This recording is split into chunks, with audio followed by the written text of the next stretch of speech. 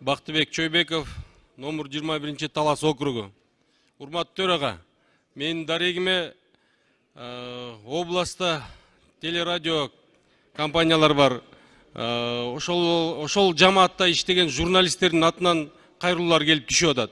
Өзүңүздөргө маалым болгондой, 3 ай мурун Маданият министрлигинин карамагынан алынып, телерадио, улуттук телерадио компаниянын карамагына өткөрүлүп берилген.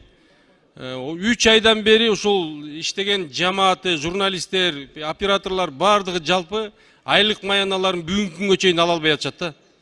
Бул жалаң эле Талас областында эмес, 7 областта тең ушундай көйгөй жаралып атат.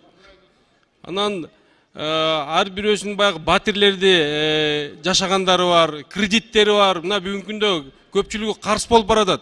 Реформа кылабыз деп биз айлык маяналарын кыскартып коюу, токтотуп коюу бул орчундуу маселе деп ойлойм. Урматтуу төрага, ушуга жакшылап көңүл буруп, протоколдук тапшырма берип, бүгүнкү отурумда же эртеңки отурумда маалымат берип коюуну суранып айтып коесузбу деген сураныч. Рахмат.